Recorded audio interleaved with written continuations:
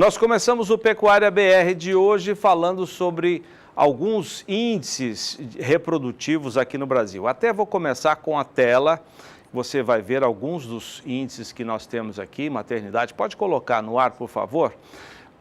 O índice de prenhez no Brasil, hoje, 63%. Pode chegar até 93%, olha que beleza. O índice de natalidade, 58% é o índice atual, pode chegar até 82%. A desmama, 50%, pode chegar a 90%. O intervalo entre partos, hoje a média no Brasil, 20 meses. Pode ser reduzido esse intervalo para 14 meses. Nós temos mais índices. O índice de mortalidade hoje é de 4%. Não é tão alto, mas ele pode baixar, pode cair pela metade. O ganho em peso diário, 209 gramas, muito pouco. Pode chegar, com técnicas simples, a 530 gramas por dia. E o desfrute do pecuarista, 22%, também baixíssimo desfrute. Pode chegar a 35%, tem países que têm um desfrute até um pouco maior do que esse. Mas se a gente chegar até 35, tá bom demais. Quem vai falar desses índices aqui é o Carlos Godoy, que é gerente da Biogênesis Bagô, médico veterinário. Tudo bem, Godoy? Obrigado pela sua participação aqui. Olá, Zaidão. Obrigado, eu que agradeço pelo convite. Muito bem. Por que os índices estão baixos aqui no Brasil? Olha, Zaidan, existem inúmeros pontos que devem ser abordados quando a gente está conversando a respeito de índices de produtividade. O primeiro deles é que o pecuarista, o produtor, nas mais vastas regiões do Brasil, aí, desse nosso Brasil continental, ele tem que conhecer bastante, né, da porteira para dentro da fazenda. Quando a gente analisa a média Brasil, isso aí não pode, o próprio pecuarista não pode entender isso como a média da própria propriedade dele. Então ele tem que começar a conhecer, juntamente com o seu profissional que dá assistência, com as pessoas, com os profissionais que trabalham na porteira para dentro, o gerente da fazenda, o peão, o capataz, a conhecer realmente cada um desses fatores. Se uma fazenda de cria, ele tem que conhecer os índices de natalidade, né, as taxas de prenhez, o modelo que se utiliza para alcançar esses resultados dentro da fazenda, sejam eles pequenos, médios ou grandes, e a partir daí, então, desenhar todo um modelo de trabalho, de produção, para que cada vez mais possa evoluir esses índices até os índices desejados. Desejados. Agora, o Godoy, é fácil a gente falar aqui, né? Mostrar uma telinha bonitinha e dizer, olha, você pode dobrar o seu desfrute, pode melhorar o seu desfrute. Exatamente. A gente falando é fácil. Eu sei que lá dentro da porteira é complicado, mas vocês têm orientações para passar para os produtores. Perfeito, exatamente. Eu acho que o principal ponto, principalmente no momento pelo qual passa o país, de desafios econômicos, de produtividade, onde a pecuária vem sendo colocada à prova a todo instante, é de que cada pecuarista, cada produtor tenha que realmente, né, buscar e conhecer esses índices, buscar o suporte necessário, as técnicas mais bem adequadas a cada região, né? Aqui a gente está comentando muito a respeito até da parte reprodutiva em si, que é o início de todo o processo da cadeia, né? E nessa parte, hoje a tecnologia está aí, colocada, posta à mesa para que o produtor possa fazer uso dela, né? Essa tecnologia é mais o jeito de fazer ou produtos que ajudam a fazer? Eu acredito que seja o conjunto como um todo que realmente vai trazer as mudanças necessárias. Um exemplo disso é a própria técnica de ATF, né, de inseminação por tempo fixo, que já vem sendo utilizada em grande escala, seja pelo pequeno, pelo médio, pelo grande produtor, pecuarista, né, e trazendo juntamente com isso índices extremamente desejáveis aí em termos de melhorias do processo e tudo mais. As técnicas têm que ser implementadas. Desculpa te interromper, isso daria um programa, nós não temos muito tempo, mas essa técnica da inseminação artificial em tempo fixo, ela ajuda em quê? Na melhoria desses índices que nós mostramos? Ela ajuda em muito a melhoria, a um salto nesses índices, e auxilia muito também na otimização do recurso humano na propriedade, porque você ganha tempo, com isso daí o peão, o gerente vão conseguir ter mais tempo para trabalhar o processo como um todo e ainda ganhar em produtividade para estarem executando outros serviços no dia a dia da fazenda. Eu agradeço a sua presença aqui. Fica o convite para você voltar novamente. Opa, com certeza. Quem sabe com mais tempo para a gente falar de um assunto tão importante como esse. Perfeito. Esse é o Carlos Godoy, que é gerente da Biogênesis Bagô. Sucesso para você. Obrigado, Zaidan. Grande abraço.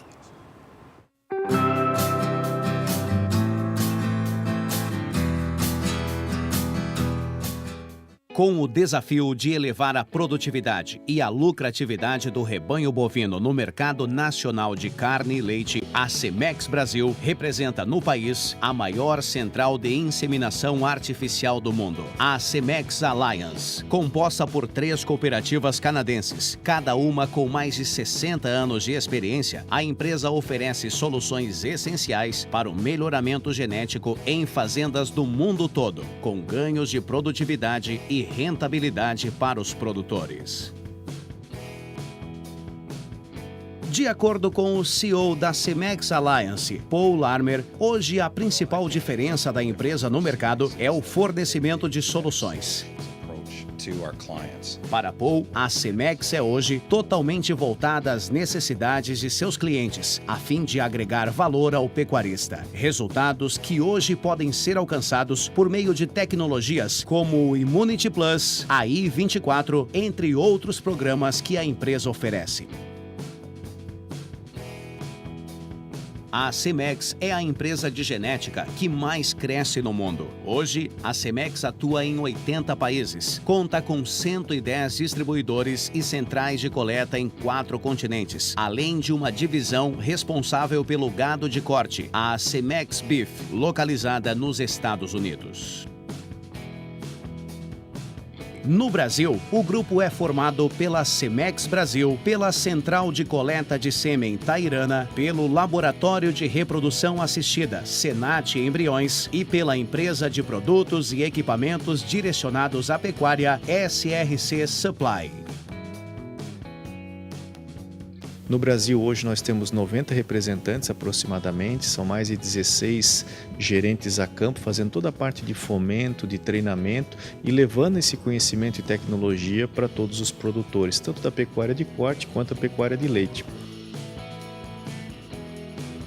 A Cemex atua há mais de 40 anos no Brasil. Inicialmente com sede em Jundiaí, a empresa construiu sua sede própria em Blumenau, Santa Catarina, em 2007. E desde então, vem ampliando sua área de atuação no país, contando com uma extensa bateria de touros provados de raças taurinas e zebuínas.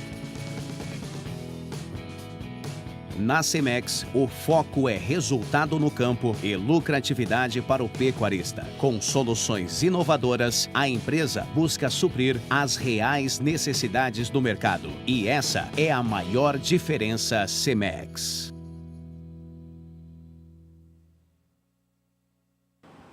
Vamos falar agora de previsão do tempo. As regiões Sudeste e Centro-Oeste vêm apresentando aí queda nos índices de umidade do solo, isso por conta das chuvas com pouca intensidade nos últimos dias, o que pode vir a provocar prejuízos para os pastos. Vamos saber como fica essa previsão para o centro-sul do país com Juliana Rezende.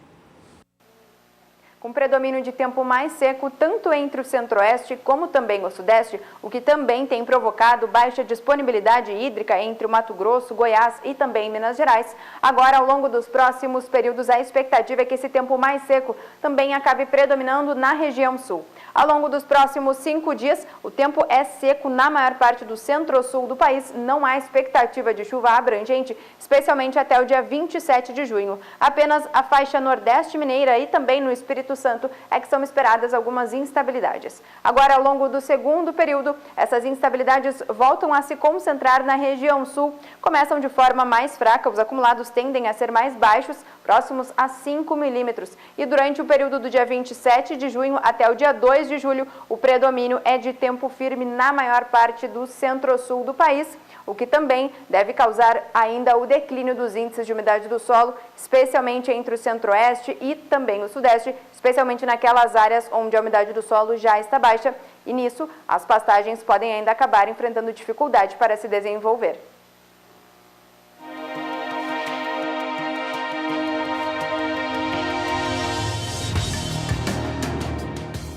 O Topamix é totalmente diferente. Ele bate muito bem batido, passa no coxo, não sobra nada.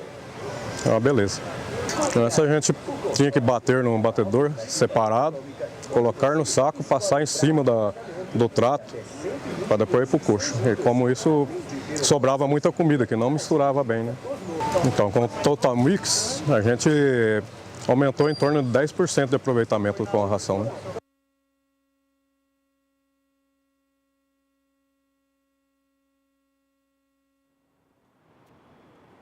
A tecnologia da internet está cada dia mais atuando a favor de pequenos, médios e grandes produtores rurais de todo o país.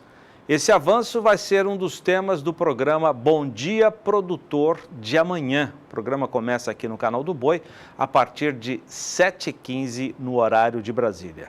Confira os detalhes com os apresentadores do programa, a Elaine Valdez e o Antônio Gustavo. Boa noite, Zaidan. Boa noite, Renata. Boa noite para você que assiste o Pecuária BR. E essa nossa participação aqui é para fazer um convite especial para você que assiste o Canal do Boi. Amanhã teremos o Bom Dia Produtor especial com o tema tecnologia. É isso mesmo, Antônio. O homem do campo está cada vez mais conectado com a tecnologia, que vem facilitando e servindo de uma importante ferramenta para agilizar e ter aí acesso às novidades e também troca de experiências. E tem muito produtor, Antônio, usando internet rural. Hoje tem até os empregados que só trabalham em fazendas, em propriedades rurais, que tem internet rural. E você, já tem internet rural na sua propriedade? E falando nisso, o Gustavo D'Angelo traz uma reportagem que mostra que o produtor rural também está conectado nas redes sociais. Você sabia que está entre os usos, entre as tecnologias, o Facebook e também o WhatsApp? Tem muito produtor usando muito esses aplicativos para conversar. É isso mesmo. Fora isso, você pode ter informação na palma da mão através aí do seu celular, o seu smartphone, o seu iPhone. Você pode inclusive ter acesso a sites e também informações no YouTube, no Instagram, como você ver uma entrevista aqui para falar sobre o assunto de um desenvolvimento muito bacana de informações na palma da mão. O programa está imperdível, então tudo isso e muito mais amanhã no Bom Dia Produtor. Lembrando que a partir de 7h15 pelo horário de Brasília. Esperamos por vocês. Obrigada, Elaine. Obrigada, Antônio Gustavo. Lembrando que o programa Bom Dia Produtor começa a partir das 7h15 horário de Brasília, aqui pelo Canal do Boi. Bom, vamos para um breve intervalo comercial.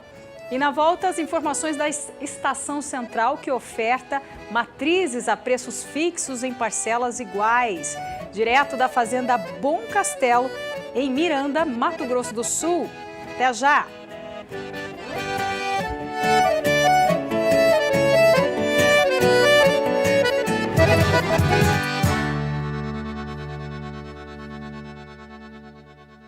No quadro de saúde animal, o assunto é o combate a verminoses. Acompanhe a entrevista que Walter Puga Júnior fez com o médico veterinário da MSD Saúde Animal, o Daniel Rodrigues. Daniel, nós falamos muito sobre carrapato, os chamados ectoparasitas. Na verdade, o que está fora do animal. Está na pastagem, está no couro do animal, está no corpo do animal. Agora vamos falar de endoparasitas. Bom, endoparasitas, né, estão dentro do animal, um pouco mais complicado. Agora, endoparasitas, nós temos graves problemas na nossa pecuária com isso? O grande desafio dela é justamente essa questão da resistência e de não observação, que nós não conseguimos chegar numa fazenda, olhar no pasto e falar, aqui tem ou não tem. E a situação é grave mesmo, né? Grave. Esses diagnósticos são... Cada vez mais importantes. Temos os sintomas. Explica esse quadro. O importante que nós entendemos aqui, um fato importante e fácil na fazenda hoje, que a MSD trabalha muito focada em relação ao exame de fezes em loco. Então, vou lá dentro da fazenda do nosso cliente, nosso parceiro pecuarista, e fazemos o exame dos animais dele, identificando a presença do euminto. Outra coisa importante é alguns fatos que a gente tem verificado, e cada vez ficado mais atento, por que o animal não consegue ingerir a pastagem? É esse quadro que mostra essas fotos A, B e C, é a foto daquele estômago químico que o pessoal lá no dia a dia do campo fala do buchinho, que é onde ocorre a digestão química dos nutrientes do bovino. Então, quando eu chego lá, olha só o grau de lesão que um verme tão importante, que é o Haemoncus, no Brasil, causa. Então, esse animal que está com o estômago, com esse nível de lesão, igual lá na figura D, toda avermelhada, como que ele vai ter estímulo alimentar? Ele não come bem mesmo. Ele não vai comer bem. Tá? E o prejuízo é? É nato, porque eu vou ter o pecuarista com o grande objetivo dele, que seria a utilização do capim para transformar ele em proteína através do leite ou através da carne, parado. Porque o animal não consegue ingerir essa proteína, ele dá então estímulo de comer. E o pecuarista muitas vezes releva, né? Deixa passar, vamos dizer, não se dedica muito a observar esses fatores como a verminose. E eu digo muito, Pulga, que o que aconteceu é porque nós tivemos, alguns anos anteriores, novidades acontecendo em termos de novas moléculas muito intensas. Então o pecuarista cada vez mais era abordado por uma nova formulação que quebrava o ciclo da resistência. Hoje, com as dificuldades farmacológicas, todo o processo que existe, né, que nós temos que preocupar cada vez mais com a segurança alimentar também. Eu posso ter uma molécula que é excelente para matar o euminto, mas se ela der resíduo no nosso alimento, como eu vou trabalhar com ela? Então, cada vez mais, o parâmetro entre o que é realmente efetivo para o controle parasitário e o que pode ser prejudicial para o produto no final e para a dona de casa lá na gôndola, na hora dela tomar a decisão que ela quer comer cada vez mais um alimento de qualidade, um alimento seguro, nos traz muitas barreiras. Então a estratégia hoje é a utilização dos fármacos da forma correta e da forma técnica. Esse é o caminho para a pecuária moderna. Como se faz hoje na adubação, a gente olha o que a terra precisa e dá a ela a dose certa. Na pecuária é importante nós fazermos isso com os animais no controle de parasitas. Eles têm, tratamos. Eles não têm, aguardamos e tratamos no momento correto. Bom, você acaba de ouvir, Daniel Rodrigues, seus conselhos, né, suas considerações. De olho em verminose, e verminose causa prejuízo, não? E prejuízo grande. Agradeço mais uma vez a presença do Daniel aqui conosco. Vamos encerrando essa entrevista. Voltamos ao programa. Obrigado, Pulga. Agora o quadro Estação Central, que nesta semana vende matrizes Nelore, direto da fazenda localizada em Miranda, fazenda Monte Castelo. Vamos então para a fazenda. João Campo, da Central Leilões, vai mostrar esses destaques para nós. Muito boa noite, João. Meu amigo Zaidan, prazer falar com você, grande jornalista do agronegócio brasileiro. Nós temos um compromisso maravilhoso durante essa semana, já estamos desde ontem apresentando vários lotes, alguns destaques do leilão Porteira Aberta para as Joias da Coroa, do Nelore Coroa, de João Carlos Marçom e do Danilo Marçom, é ele que está aqui com a gente agora. Boa noite, meu amigo. Boa noite, João, boa noite, Guto, boa noite, amigos do Canal Rural. É com satisfação que a gente recebe vocês. É isso aí. Exato. Desculpa. Nada, que isso. Guto, meu amigo Guto Equilíbrio, estamos aqui ao vivo, direto muito bem recebidos, diga-se de passagem, né, Guto? É isso aí. Boa noite, João. Boa noite, meu amigo Jorge Zaidan e você que nos acompanha pelas lentes do Canal do Boi. Boa noite, Danilo Marçom. Olha, pessoal, vocês que estão aqui ao redor de Miranda, Mato Grosso do Sul, venha visitar os animais, venha fazer as vistorias dos animais, porque vale a pena, viu? Você é muito bem recebido, além de ver bons animais, ver esse melhoramento genético que acontece há mais de 30 anos, João Henrique. São mais de 30 anos de um projeto maravilhoso que começou lá atrás com o trabalho na própria Fazenda Bodoquena S.A. e que depois o seu João Carlos Marçom, quando começou a tocar a Fazenda Monte Castelo, se abasteceu dessa genética do gado puro a fim de trazer o melhoramento efetivo e de disponibilizar na forma de reprodutores e de matrizes aos seus clientes. E essas matrizes são as quais nós ofertaremos na segunda-feira, às 20h30. O Guto vai escolher alguns lotes para que nós possamos apresentar. Guto, posso pegar aqui? Vamos lá. Põe o lote número 53 para mim, por favor, Campo Grande. Aqui no lote de número 53 nós temos algumas fêmeas que são destaque do nosso trabalho e eu, obviamente, quero apresentá-las para que vocês possam ter um briefing completo de toda a qualidade que ofertaremos. No lote 53, Guto, nós temos 5 matrizes. Temos filhos do Jubadi do Arroio, do Zero da J Galera, do Kaique Peouro, do Electro. Linhagem materna também importantíssima, fechada, várias fechadas no sangue lá da Bodoquena. Agora tem neta também de Xangô da Colonial. Com prenhez de Malvino da Coroa, que é Backup, Donato e Ren Alto Astral. Então aí trazendo linhagens consagradas de produção aqui da nossa região de Miranda, no Mato Grosso do Sul, vamos dizer, já com a inserção de trabalhos atuais da pecuária, como da Fazenda Remanso, da Genética Aditiva, da CFM e outros grandes trabalhos. Ô João, você vai ver, nós vamos bater muito em cima, gente, que vocês vão ver animais de boa avaliação genética, excelente avaliação genética, por sinal, e bem caracterizada. Matrizes bem caracterizadas, você vê um lote homogêneo, é um lote que facilita trabalho, facilita na produção, na uniformidade dos animais que virão a nascer. Então você está aí porteira aberta para você fazer bons negócios.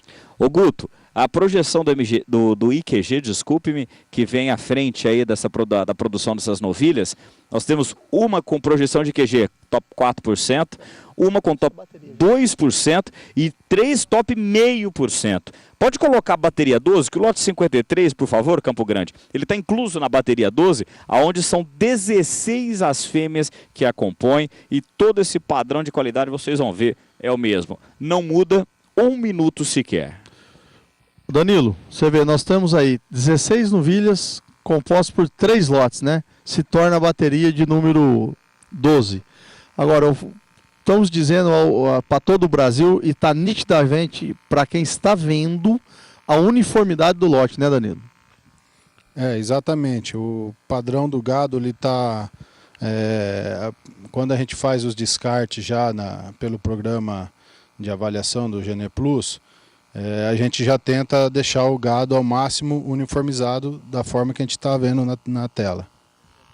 Então foi trabalhado, foi juntado e foi apartado os lotes da maneira a igualar a raça, igualar padrão de carcaça, linhagem e avaliação genética também. Porque os animais são muito bem avaliados. Eu quero chamar aqui a atenção dos senhores para o lote de número 23, é isso, Guto? É isso aí, João. Mostrar um pouco de vaca agora? Pode colocar o lote número 23 então, por favor, Campo Grande? Porque no lote de número 23 vocês têm grandes oportunidades em matrizes já de 4ª, 5ª cria, para quem quer uma vacada pronta, né, Guto? É isso aí. Aí até Campo Grande, vocês vão rodar para a gente 23, 24 e 25, compondo a bateria 6, para o pessoal entender a uniformidade dos animais, a beleza racial dessa bateria, que são animais de muita raça, né, João? E os acasalamentos que serão gerados aí na média top 2%. Então nós estamos falando aí, 24 já, Guto. Você vê, composto por uma dupla de vaca penteada, de pedigree excepcional, bem avaliadas, são matrizes bem caracterizadas, bonitas, dorso lombo bonito, bem arqueadas, e o temperamento dessas matrizes chama muita atenção, viu, João? Eu mexi no curral, realmente são matrizes dóceis. Campo Grande está mais ligeiro do que eu ia pedir para mostrar o lote número 25, tá aí o lote número 25, e agora se vocês quiserem jogar a bateria 6 inteira, para os amigos verem o padrão, o quão homogênea é essa bateria, que eu quero passar inclusive algumas das prenheses que estão nesse lote, que eu acho que talvez seja grande coqueluche. Nós temos prenhes de CFM Backup, temos prenhes do Remanso Alto Astral, o Iraque Bom Sucesso, o Abarrás da Bela, Bacana, o Leirão da Coroa, aliás é um touro maravilhoso, o sangue do marisco, o sangue do polonês, do gin e do tango velho. Então vocês têm aí grandes linhagens, né, Guto? Formando as prenheses e formando a árvore genealógica dessas matrizes que a gente tem em oferta. Bateria de número 6, muita carcaça, muita raça, muita funcionalidade. Põe a bateria 1 agora então, Campo Grande. Vamos apresentar a bateria 1, antes de eu transmitir o sinal de volta ao meu amigo Zaidan e minha amiga Renata, que estão aí em Campo Grande, lá na capital morena. Na bateria de número 1, Guto, nós temos agora, por sua vez, altíssima incidência de sangue Golias. Ô, João, é isso aí. Nós temos aí 17 matrizes oriundas da genética Golias, né? Além do seu João ter usado linhagens Golias direto, também, né, Danilo, você pode falar pra gente da parceria que vocês tiveram junto com o Fábio e falar um pouquinho da matriz, que é a nossa capa do folder. A famosa cobiçada. Cobiçada, isso aí. Cobiçada é uma filha do Faulad em vaca Agerban, POI da Três Coxilhas, e nós fizemos realmente essa parceria com o Fabinho, em Araçatuba, e que nos rendeu bastante produto dessa parceria, principalmente dos animais Ediri, Falgi e Enadu, e também com sêmen que o Fabinho produziu na fazenda, o relevo principalmente que a gente usou. Coisa boa, sangue lá do Nelore do Golias, que usaram para compor parte dos animais que vão à oferta. Olha, eu quero lembrar vocês que a oferta é na segunda-feira, a partir das 20h30, e obviamente eu conto com a audiência de todo o SBA para que vocês possam fazer grandes negócios e para que nós possamos ofertar grandes animais. Danilo, obrigado, viu? Estamos à disposição. É isso aí, gente. Guto! Isso aí, João Henrique. Boa noite, João Henrique. Boa noite, Jorge Zaidan. Boa noite a você que esteve conosco ligado. Qualquer dúvida, acesse o site Central Leilões, Guto Assessoria, tire sua dúvida, imprima seu catálogo e faça bom negócio segunda-feira. Obrigado, Guto. Zaidan, Renata, é com vocês aí em Campo Grande. A gente volta mais tarde no Na Batida do Martelo com mais informações desse grande trabalho realizado aqui em Miranda pela Fazenda Monte Castelo. É com vocês. Valeu, gente. Obrigado. Bom trabalho para vocês. Direto de Miranda, em Mato Grosso do Sul. Eu só quero registrar aqui, antes de chamar o nosso próximo destaque, recebi uma mensagem do Matheus, que é de Cordeiro, no Rio de Janeiro. Ele é criador, mexe com cria e está pretendendo estudar para mudar um pouco ou diversificar a atividade, quer partir também para a pecuária leiteira. Tomara que você siga os bons caminhos e tenha sucesso na produção de cria, de bezerros e também na produção leiteira. Ele aproveita para fazer um convite para visitar a Expo Cordeiro 2017, 75 anos de edição. Obrigado, Matheus, e até uma próxima. Agora são quase 11 minutos para 7 no horário de Brasília. Vamos à Bolsa em São Paulo com a Rafaela Fávaro, que traz as informações de mercado para a gente nesta quinta-feira. Boa noite, Rafa. Boa noite, Zaidan. Boa noite a todos que nos assistem. Olha, Zaidan, o mercado do milho vinha apresentando alta nos últimos dias aqui na região de Campinas, interior de São Paulo, porque como a gente falava aqui no Pecuária BR, apesar do andamento da colheita em algumas regiões no Brasil, esse milho estava sendo destinado mais para exportação do que para o mercado interno. Só que agora a colheita começou a ganhar ritmo também em outras áreas, como no interior de São Paulo, algumas regiões do estado do Paraná, e com isso os preços já começaram a cair também aqui no interior paulista. Bom, segundo o CPEA, na região de Campinas, o preço do milho já teve queda ontem e agora fica abaixo de R$ 27,00 a saca de 60 quilos, um patamar que vinha se estabelecendo desde o início do mês. O valor está agora em R$ 26,84 a saca de 60 quilos. O mercado futuro já vinha apresentando essa tendência de queda com o andamento da colheita e não foi diferente hoje. O preço de setembro está em R$ 26,37 a saca de 60 quilos, queda de 1,09% em relação a ontem. Para novembro, milho negociado aqui na Bolsa a R$ 27,05 a saca de 60 quilos e queda de 0,22%. E o contrato de janeiro de 2018 agora R$ 27,89 a saca de 60 quilos, cai hoje 1,10%. Realmente essa é uma tendência de mercado, de queda nos preços do milho negociados aqui no Brasil, principalmente agora com a colheita do milho safrinha. O clima segue muito favorável, há uma expectativa de tempo mais seco nas próximas semanas, o que deve adiantar ainda mais a colheita aqui no Brasil e aumentar a oferta do mercado interno. Zaidan, volto com você aí nos estúdios em Campo Grande. Daqui a pouco outros destaques aqui da Bolsa. Fechado. Obrigado, Rafa. Até já. Agora a cotação da soja em todo o país. Cotações da soja. Oferecimento ROX. Transformação que começa com o melhor investimento.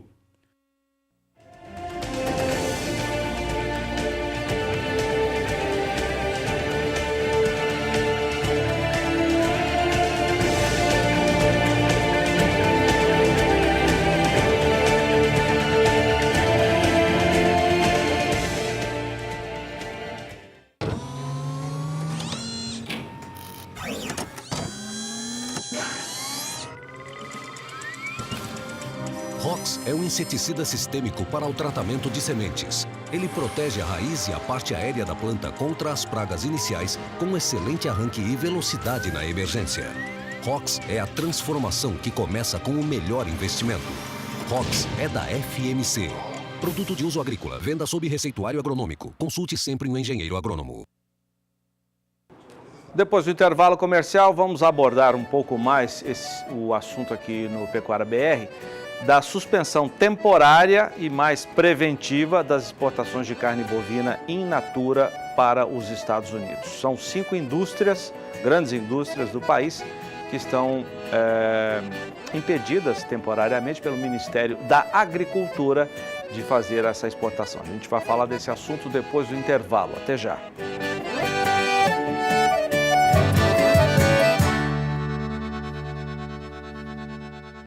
O Pecuária BR está de volta e vamos falar do que a gente falou ontem aqui no Pecuária BR. O Ministério da Agricultura, Pecuária e Abastecimento suspendeu as exportações de carne bovina in natura de 5 frigoríficos para os Estados Unidos. Isso por conta aí de autoridades sanitárias americanas identificarem irregularidades provocadas pela reação à vacina de febre aftosa.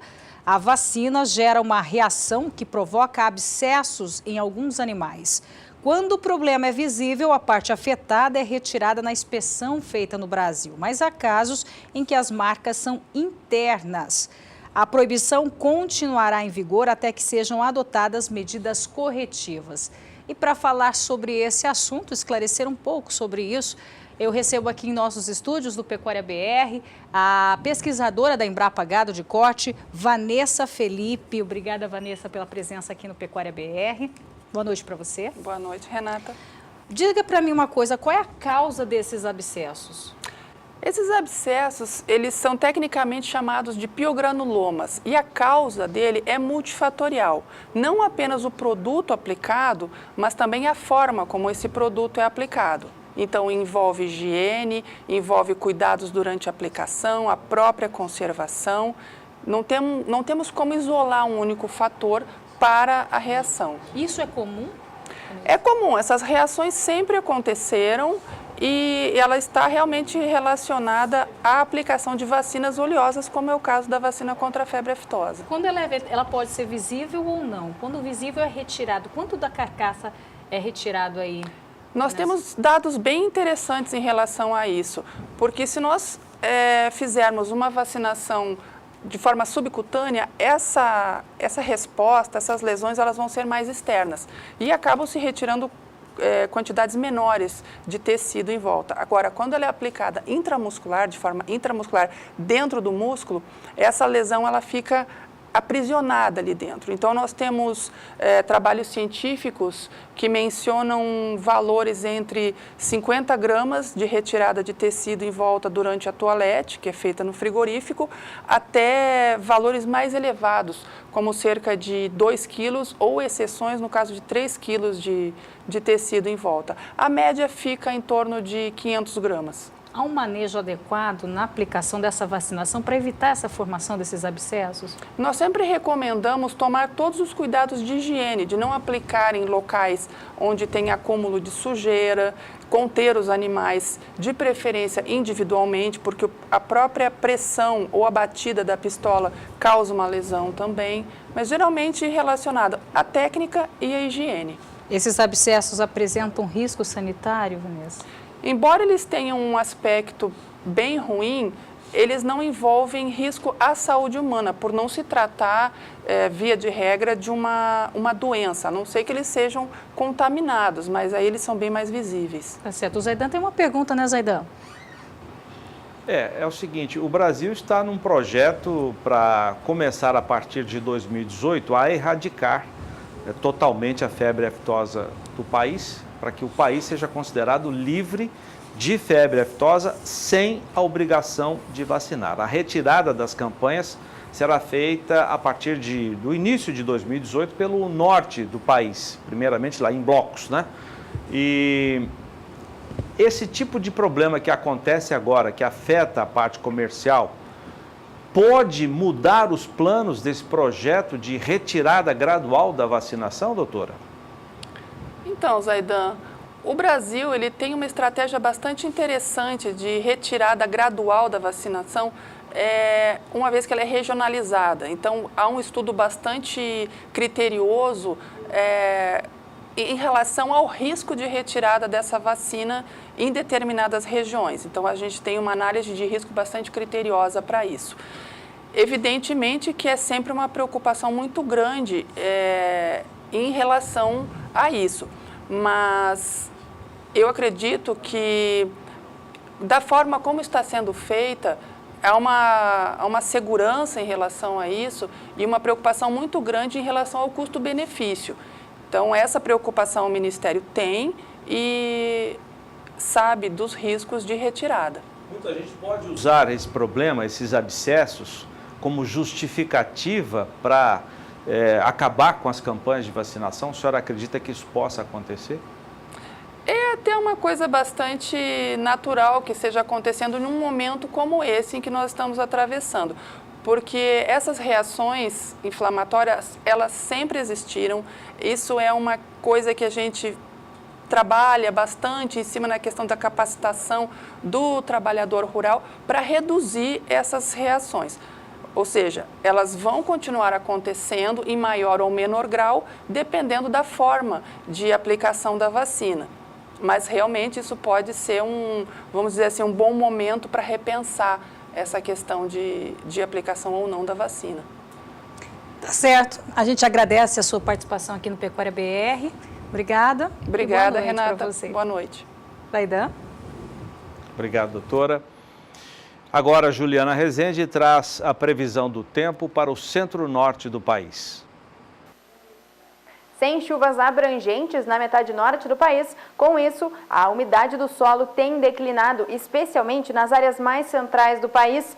Entre o interior do norte e também do nordeste é que as chuvas têm perdido intensidade e com o tempo mais seco tem declinado os índices de umidade do solo, o que também tem prejudicado o desenvolvimento dos pastos. Ao longo dos próximos dias, a expectativa não deve mudar. Esse padrão de chuvas ainda se mantém e se concentra principalmente no extremo norte do país e também na faixa leste do nordeste. Tanto no interior da região nordestina como também na faixa mais ao sul da região norte é que as chuvas têm perdido intensidade e o predomínio tem sido de tempo mais seco. No decorrer do segundo período, o mesmo padrão de chuvas ainda se mantém e até o dia 2 de julho, o extremo norte do país agora recebe pancadas de chuva de forma até mais expressiva, principalmente no estado de Roraima. Os acumulados podem alcançar até 70 milímetros, enquanto que no nordeste é a região litorânea que tem recebido chuvas frequentes e também com volumes significativos.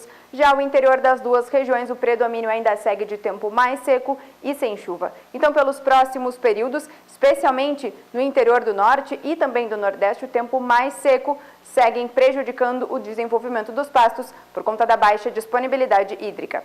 Hoje eu encerro por aqui a minha participação. Até mais. Obrigado, Juliana. Com o avanço da colheita, uma colheita recorde de milho em Mato Grosso, começa o trânsito pesado de caminhões em direção aos portos, para o sul ou para o norte. A gente vai falar desse assunto depois do intervalo comercial. Até já!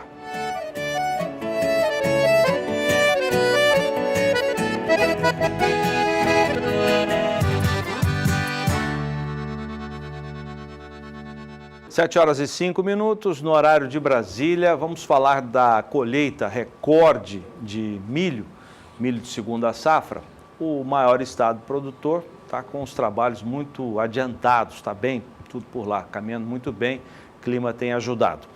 E com essa colheita começa o transporte de caminhões em direção aos portos para o escoamento da safra.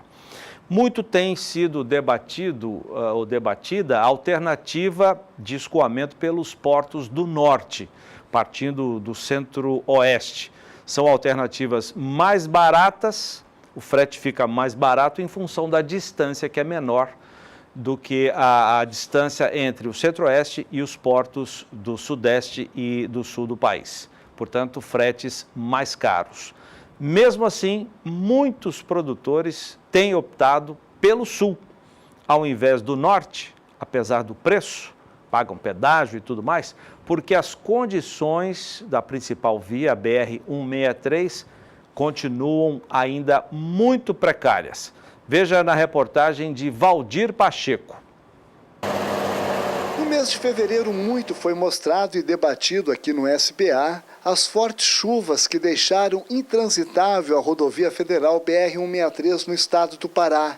o que prejudicou severamente o escoamento da safra 2016-2017 de soja e milho de Mato Grosso. Cerca de 5.000 caminhões carregados que seguiam para o porto paraense de Miritituba ficaram parados em meio aos atoleiros em trechos da estrada. A manutenção e pavimentação da BR-163 são de responsabilidade do Departamento Nacional de Infraestrutura de Transporte, DENIT, que é vinculado ao Ministério dos Transportes. Na atualidade, o trecho da divisa entre os estados de Mato Grosso e Pará até o porto são 668 quilômetros, sendo que 86% da pavimentação está concluída, faltam 90 quilômetros. E é exatamente nesses 90 quilômetros que não foram asfaltados que estão causando acidentes violentos devido ao excesso de poeira com esse tempo seco. Com o frete a R$ 172 por tonelada para o escoamento por Miritituba, os motoristas estão dando preferência para o escoamento por Rondonópolis, a 200 quilômetros ao sul de Cuiabá. Seu Celso é gerente de uma transportadora há 8 anos. E nos últimos anos tem realizado viagens para Miritituba e afirma que a precariedade da estrada nesse período e o baixo preço do frete está afugentando os motoristas. As trades hoje elas estão optando para baixo devido a um frete mais barato e a ter a consciência de que o motorista está correndo do Miritituba. Né? E aí com aquela buraqueira eles preferem pagar o pedágio caro aqui, mas está andando numa estrada melhor. O motorista Hilário está com sua carreta carregada de soja para partir rumo a Miritituba. Só que está com um problema muito sério que é a questão da poeira, né? A poeira está dando muito acidente, os motoristas bastante imprudentes, essas transportadoras botam bastante caminhão aí, os motoristas não têm prudência. Essa viagem mesmo deu 4 acidentes muito graves. Um batendo na poeira, né? A pessoa não tem visibilidade e quando vê, tá junto um do outro, acontece um acidente. Baixou muito o frete aqui, daí o pessoal tá procurando outro rumo, onde o frete tá um pouco melhor, né? Com o preço compensa um pouco mais, a estrada também é melhor, né? Não judia tanto o caminhão. Aí eles optam para voltar para a região mais sul aí, né? Mesmo tendo que pagar pedágio no trecho. Com certeza. Essa questão do pedágio também é uma outra situação difícil de você falar, né? Você paga tantos impostos e ainda paga o pedágio em cima desse frete ainda. Com os preços da soja em baixa, os sojicultores estão segurando as vendas. Ainda restam 30% da última safra de soja para ser comercializada. O que tem comercializado hoje no mercado, 70% da soja, que é os indicativos, uma parte desse programa vai para Miritituba, certo?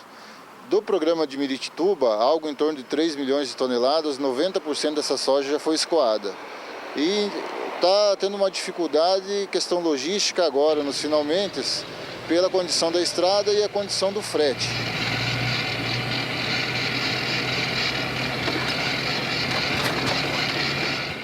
Valdir Pacheco para o SBA. É um problema que a gente teme ter que conviver com ele ainda por muitos e muitos anos, né, João? Qual a diferença de preço do frete para o norte e para o sul, João? Vamos falar de Mato Grosso, né? Partindo de Mato Grosso. A tendência é a seguinte: foram montados 6 grandes terminais hidroviários em Miritituba. Miritituba tem condição de embarcar em comboios de barcaça de 30 mil toneladas, ou seja, meio Panamax sai de Miritituba cada. Então, lá não teria nenhum problema, seria extremamente rápido para carregar e passar para navios oceânicos. Panamax tem quantas? 60 mil a 70 mil, depende do calado do porto que ele vai se destinar. Então, o que acontece? O pessoal começou a fazer contratos para lá, porque o governo prometeu que estaria pronto esse asfalto, esses 135 quilômetros. Mas faz 30 anos que nós estamos prometendo, né? Um ano promete, não deu, vai para o outro, vai para o outro. Nós entrevistamos o cara da Bióvia nesse evento que teve em Campo Grande, e ele informou uma coisa que eu achei importante, que o DENIT prometeu que o Exército ia colocar 3 batalhões lá para fazer esse trecho que está faltando. 3 batalhões de engenharia, o 9º BEC, mais 2 batalhões, para fazer um mutirão Porque na Amazônia você tem só 6 meses por ano para trabalhar. Os outros 6 meses por ano não dá para trabalhar. Chuva demais. Muita chuva demais. Nós temos essa entrevista, eu vou pedir para rodar então, já a gente volta com o João Pedro, que conversou ontem. Ontem teve um evento aqui em Mato Grosso do Sul, na sede da Federação de Agricultura, com a participação da equipe da ABIOV, que é a Associação Brasileira da Indústria de Óleos Vegetais. O presidente Lovatelli esteve aí. E também o Fábio Trigueirinho, que já foi presidente da ABIOV, hoje é secretário-geral. O João conversou com ele, vamos rodar. A grande questão hoje, que o nosso produtor, o Brasil inteiro está preocupado, é o preço que ele vai receber pelo grão dele. Vamos falar especificamente de soja, que é o foco da ABIOV. Como é que se vê hoje, Fábio, a questão da logística? Nós estamos vendo uma mudança, a grande parte da produção acima de Rondonópolis já não vai mais descer com direção aos portos de Santos e Paranaguá, ela está subindo. Essa é uma situação irreversível e a tendência é aumentar mais essa proporção ainda? Olha, a tendência certamente vai ser sair um volume bastante grande, em especial do norte do Mato Grosso, né? Pelo corredor norte, lá através do sul do Pará, né? Porém, esse ano ainda foi um ano realmente muito complicado no corredor norte. Nós tivemos no início do ano um período de chuva e aí simplesmente, como tem 100 quilômetros que não estão pavimentados, não se conseguiu trafegar e os veículos chegaram a ficar 15 dias parados, com problemas de abastecimento até de comida e água para os motoristas. Tivemos uma resposta rápida do governo, no sentido de colocar o Exército, Polícia Rodoviária, dando apoio local para conseguir sair daquele sufoco. Mas eu tenho receio que daqui a um ano a gente ainda esteja com esse mesmo trecho sem pavimentação. Precisamos arrumar isso, porque nós temos uma safra muito grande, o Brasil se firmou realmente muito fortemente na soja, precisa exportar e precisa ter esse acesso norte também funcionando satisfatoriamente. A informação que nós temos é que o Nonobec, lá de Cuiabá, estaria operando nesse momento, nesse trecho que está sem asfalto e recuperando, ou pelo menos os pontos mais críticos. Isso está acontecendo? Olha, na verdade, no momento nós não temos o Exército lá. Está sendo negociado com o Exército a construção, a pavimentação, na verdade, de 60 quilômetros desses 100 que eu falei. Isso está na reta final de acertos, estão discutindo ainda algumas questões operacionais, mas a informação é que nós vamos ter 3 batalhões de engenharia e construção do Exército para fazer esses 60 quilômetros e o trecho que falta já tem uma construtora lá do Mato Grosso, um consórcio que está trabalhando. Né? A única coisa é que as coisas no Brasil demoram muito, já estamos há 20 anos discutindo a pavimentação da rodovia, está uma boa parcela já ok, mas tem esse trecho final de 100 quilômetros que está matando toda a eficiência da operação. Um outro item importante é a mudança do modal. Hoje no Brasil, mais de 70% do grão é transportado via rodoviária. As ferrovias no Brasil, elas estão voltando a ocupar esse espaço ou ainda nós estamos discutindo se vão ou não transportar a safra de grão?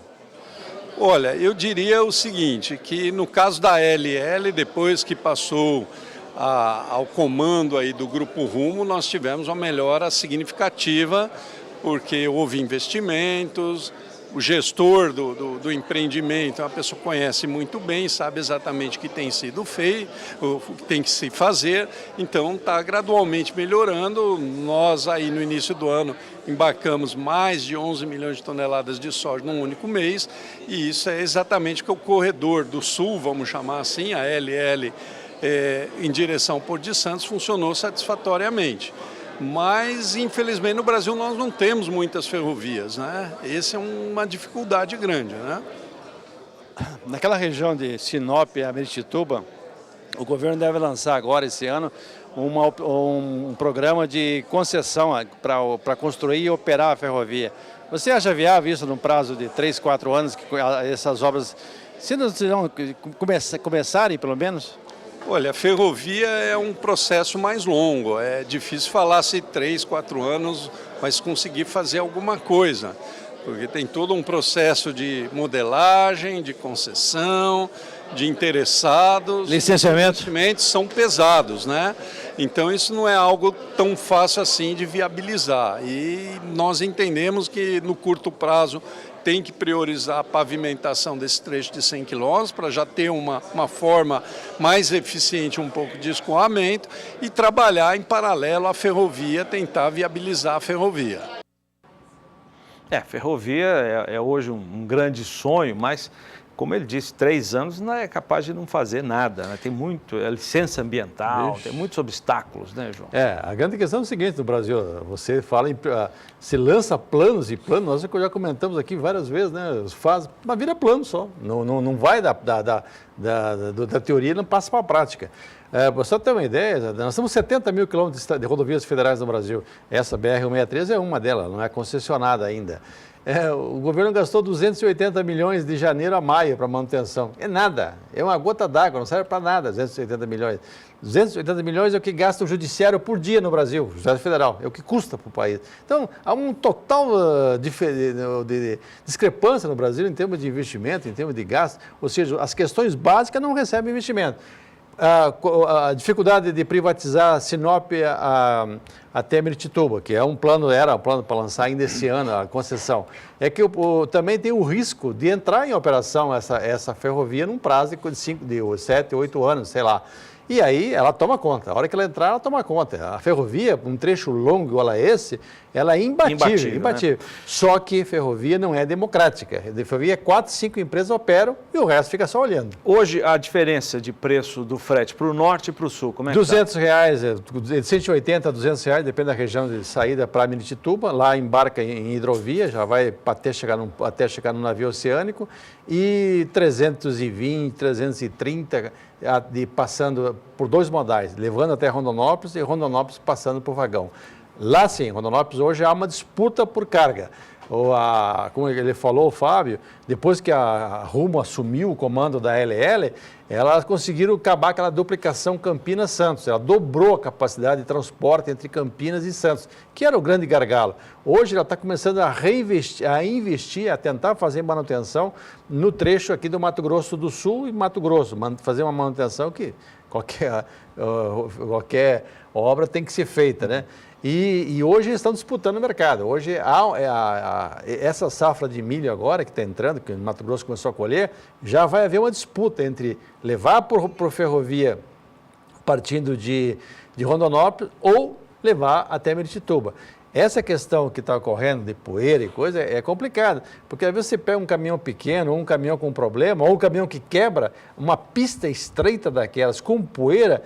Olha, meu amigo, cada motorista tem que ter uns 3 anjos da guarda para ajudar ele. Puxa vida. Bom, vamos ver numa tela como é que está a movimentação em alguns dos portos brasileiros, tomando-se os dados do ano passado e desse ano. Olha, o Porto de Santos, que é o principal. É o principal. Né? Santos vai estabilizar, não há expectativa de grandes aumentos na exportação por Santos. E Mato Grosso deixando embarcar. Só para ler essa tela, no ano passado, de janeiro a maio, 10 milhões e 800 mil toneladas foram embarcadas, uma participação nacional até nesse período de 35%, isso em 16. Esse ano, praticamente o mesmo volume embarcado, 33% de participação. Porto de Rio Grande, 3 milhões e 800, 13% de participação no ano passado, a mesma participação esse ano, praticamente a mesma coisa. Paranaguá, praticamente estável também.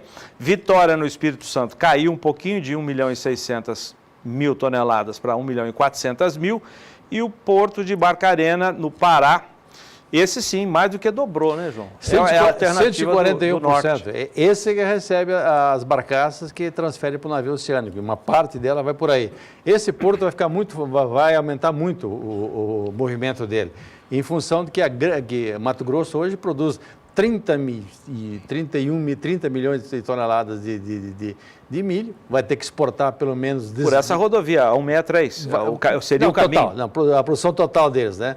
O consumo é muito pequeno no Mato Grosso em relação à produção, ele vai ter que mandar para o sul, mandar para o sudeste, para outros pontos aí, e exportar. Exportar por onde? Vai ter que ser por Miritituba, porque se ele pagar 320 para levar até o porto, dá R$20 por saca. R$20 por saca, então no porto está R$30, vai sobrar o quê para o produtor? Nada. Então não tem jeito. Ele vai ter que exportar basicamente por Miritituba. Esse é vai ser o grande canal de escoamento para o milho também, terá que ser por lá por cima. Essa questão da estrada, acho que se os 3 batalhões entrarem, se esse consórcio de empreiteira que tem mais 60 quilômetros, atacasse esses pontos críticos, pelo menos, já amenizava o problema. Porque como se entrar igual o ano passado, igual esse ano, desculpe, em janeiro, fevereiro, foi um caos lá na BR-163. Deus, está doido. Renata. Bom, agora uma notícia de Brasília. A China abriu oficialmente suas portas para a carne bovina produzida nos Estados Unidos. Após 14 anos de embargo, a decisão pode impactar o mercado brasileiro. É o que avalia o ministro da Agricultura, Pecuária e Abastecimento, Blairo Maggi. Acompanhe. O imenso mercado chinês derrubou o embargo à carne dos Estados Unidos e pode movimentar um mercado que interessa ao Brasil. Agora, os produtos americanos estão autorizados a entrar em território chinês, segundo informou nesta semana o Departamento de Controle de Qualidade e Inspeção da China. Pequim havia proibido por completo, desde 2013, as importações de carne bovina procedentes dos Estados Unidos, após a descoberta do primeiro caso do mal da vaca louca no país. Agora, o Brasil precisa se preocupar ainda mais com a concorrência, como explica o ministro Blairo Maggi. É um assunto bastante preocupante para o Brasil, se bem que a gente tem que, mais uma vez, separar o tipo de carne que nós fizemos e exportamos e o tipo de carne que os Estados Unidos fazem. A carne do Brasil é uma carne quase que invisível fora do Brasil. Ela é muito mais utilizada para a indústria de processamento do que propriamente na gôndola do supermercado. São poucos os mercados que a gente tem nas gôndolas do supermercado. Já a Austrália e os Estados Unidos têm carnes premium, que são carnes diferentes, com sabores um pouco diferentes e que têm a preferência do consumidor mundial. Então, nós esperamos que a volta dos Estados Unidos na China não nos atrapalhe muito em função de que nós temos um mercado específico, mas não deixa de ser preocupante porque eles são um dos maiores produtores mundiais de carnes também e vão competir diretamente conosco, já que eles não estavam nesse mercado. Então, a nossa presença na China, nos outros mercados e de estar constantemente levando as nossas mensagens, levando a nossa forma de trabalhar sempre é importante para a gente não perder esses mercados. De Brasília, Camila Xavier para o SBA. A vantagem para o Brasil seria o preço da tonelada no mercado internacional. A nossa carne é mais barata, todo mundo sabe disso. Mas tem também para a China, que não pagaria mais caro, voltando a optar pela carne brasileira mais em conta, seria uma troca, porque os chineses também querem exportar carne suína para os Estados Unidos. Então está aí o problema para a gente fazer as reflexões. Vamos voltar à Bolsa em São Paulo, agora o fechamento de mercado de preços do bezerro e do boi gordo nesta quinta-feira, Rafa. Quais são os números? Olha, Zaidão, o preço do bezerro segue em queda, como nós vemos observando desde a última semana. Os valores estavam em alta na primeira quinzena deste mês. Agora, apesar dessa queda registrada nos últimos 5 dias, o preço ainda está mais alto do que se comparado com o mês de maio. Porque em maio, o preço do bezerro ficou em torno de R$ 1.080, R$ 1.085 por cabeça e agora segue acima de R$ 1.090 por cabeça. Então, é uma queda registrada nos últimos 5 dias, como eu disse, desde a semana passada os valores vêm em baixa. Hoje o preço em R$ 1.091,38 por cabeça, mas uma situação ainda melhor do que a do mês passado. Já o mercado físico de boi gordo vem se comportando da mesma maneira também nos últimos dias. Sobe e desce, uma grande variação nesse mercado, ainda muito incerteza por parte do pecuarista, o consumo ainda está baixo de carne aqui no Brasil, então tem essa grande variação nos preços. Ontem foi um dia de recuperação, hoje o valor já voltou a cair, agora R$ 127,82 a arroba do boi gordo aqui em São Paulo, números pesquisados pelo CPEA. Mas o que eu chamo a atenção é que aqui no dia 20 de junho, o preço teve essa queda mais acentuada e o mesmo aconteceu no mercado futuro. Segunda e terça-feira foram um dia de quedas muito fortes aqui no mercado futuro. Ontem o valor subiu no mercado físico e aqui na bolsa o preço do boi gordo ficou praticamente estável. Mas hoje foi um dia de recuperação. Se no mercado físico o preço voltou a cair, aqui no mercado futuro foi um dia de alta para o preço do boi gordo. Junho R$ 126,63 arroba, sobe 0,82%. Contrato de julho, R$ 121,69 arroba, sobe 1,72%. E o contrato de outubro, a R$ 122,98 arroba, sobe 2,63%. Ainda não recupera totalmente a queda que foi registrada nos 2 primeiros dias da semana, mas já esboça uma reação, pelo menos, no mercado futuro do boi gordo. Bom, encerro por aqui essa minha participação e volto para vocês nos estúdios em Campo Grande. Legal, obrigado, Rafa, até a próxima. Cotações do boi gordo. Oferecimento Topline Puron. Há 20 anos, sua ferramenta no controle parasitário. Preços do dia do boi, vamos começar com os números apurados pela Scott Consultoria para uma boiada comum. Vamos começar pelo sul do país. Hoje, queda de R$1 no Paraná, na arroba do Paraná, você vê o resultado na tela. E alta de R$2 por arroba em Santa Catarina. Nas demais praças, preços estáveis. Região Norte, em Marabá, R$1 de queda. E no sudeste de Rondônia, R$1 de queda também. Região Nordeste agora. No Maranhão, queda de R$1 por arroba, nas outras praças, preços estáveis. Região Centro-Oeste, vamos começar com Dourados, em Mato Grosso do Sul, uma queda de R$1. E agora as telas do Mato Grosso. Na região norte do estado, queda de R$1. E na região sudoeste de Mato Grosso, também queda de R$1 na arroba. Região Sudeste, no sul de Minas, queda de R$1,50 na arroba. E no Espírito Santo, queda de R$1.